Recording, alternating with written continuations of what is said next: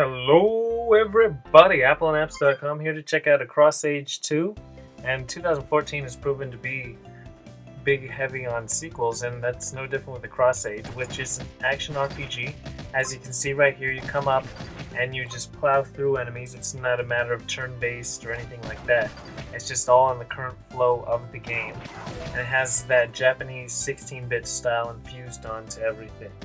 So in essence, the story has an across-age feel, fit in with the title, and that you start off with seeing 25 years in the future, which it's a terrible land, and it turns out that your character has a Terminator style aspect where they want to go back in time to kill the king because he's too powerful in today's age, but 25 years ago he could be defeated.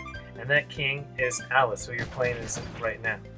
So right now he's just a prince, and so we're battling forward to save Seska. And Alice and Seska were stars in the first Across Age, so now they're returning, and again you're battling with the past, present, and future all infused together, and with that 16-bit style.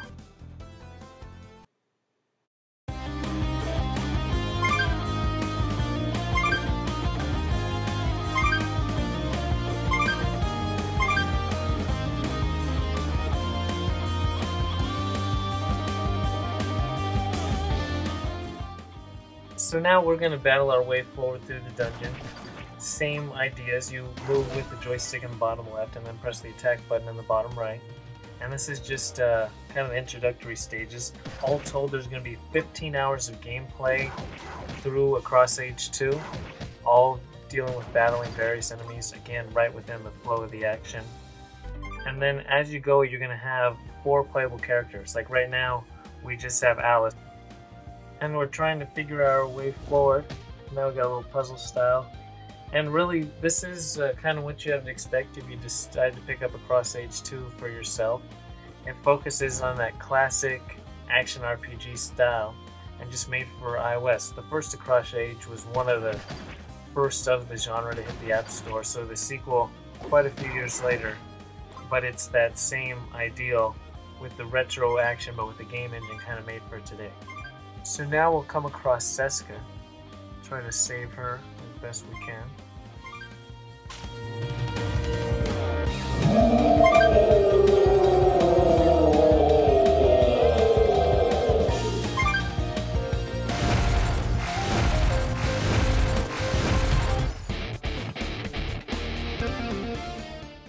So now we have a second playable character, and to switch characters, all you do is tap on the bottom in the status window, as you see we did right there. And then Seska is a mage, so you have some magical abilities, but it really controls the same way. And as you go, you're going to have 2 other characters, which is kind of a similar unit of swapping between the characters with just their status icons at the bottom of the screen to then have different abilities. The different enemies you come across, some you'll want to use the straight up attack of the sword, others you want to use the range magical attack, it just depends. So now we have a little bit more story action, kind of explaining that pillar of light that we originally dived into and got us into this mess. And then the water clock, that's starring mainly in the first Across Age, when Alice and Seska had to deal with someone trying to take control of that. This is a whole different kind of ideal, but still kind of bending the time waves and all that kind of good stuff. Also, hopefully you've been able to appreciate the 2D animated cutscenes that they have. Or not animated, just straight up high art style of those 2D cutscenes. So then you see right here we have the ability to toss up a character, and then they can unlock something on a higher plateau, and then they can come falling back down. You can team up, you can split your characters. Here's the different type of enemies I was talking about.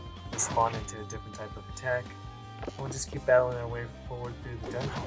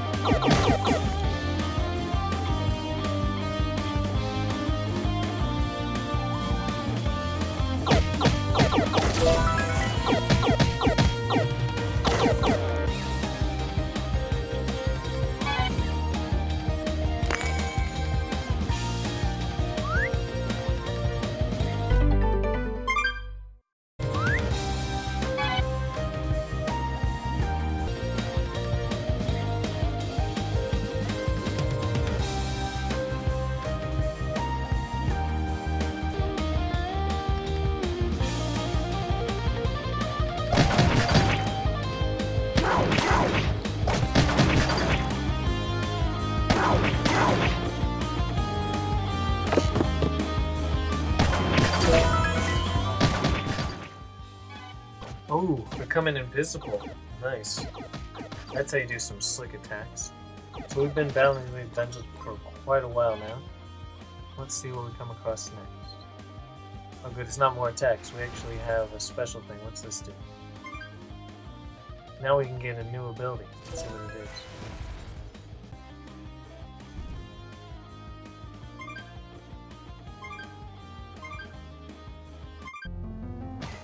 Fireball. So with the fireball, let's activate it. You can activate it in the upper right, like so. And then that should help us get rid of that ice that we saw a while back. There it is. So now just blast forward through that. And we open up a new stretch of game. And some new treasure chests too.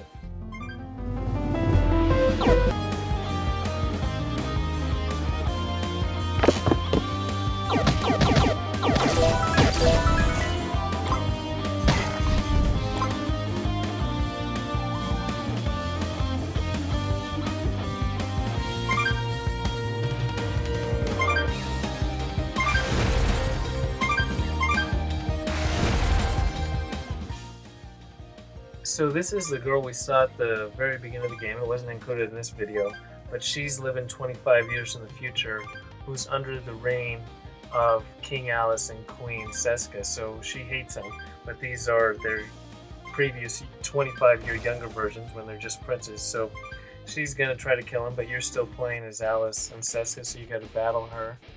This is our first boss battle we come across. Same style though, with the action RPG flow. But that's mainly the idea of the Cross Age, that you have this time basis where the characters that you knew from the first game, whether you're familiar with that game or not, you can pick them and play Cross Age 2, but if you are, they're now pitted as these evil versions in the future that the game opens with, but they still haven't changed 25 years in the past, and so now you kind of got to change their way of thinking before they become that evil way. And it's got to do with time travel like usual. So this is pretty much what you have to expect if you decide to pick up a Cross Age 2 for yourself. There's separate iPhone and iPad versions. The iPhone version is $3.99 while the iPad version is $4.99, so it's not universal, but this is pretty much what you have to expect. Again, it's that 16-bit action RPG fashioned after the classic games that revolves around time travel. It has these highly detailed 2D cutscenes, as you can see. And this is appleandapps.com. We hope you enjoyed our in-action video, and we'll talk to you next time.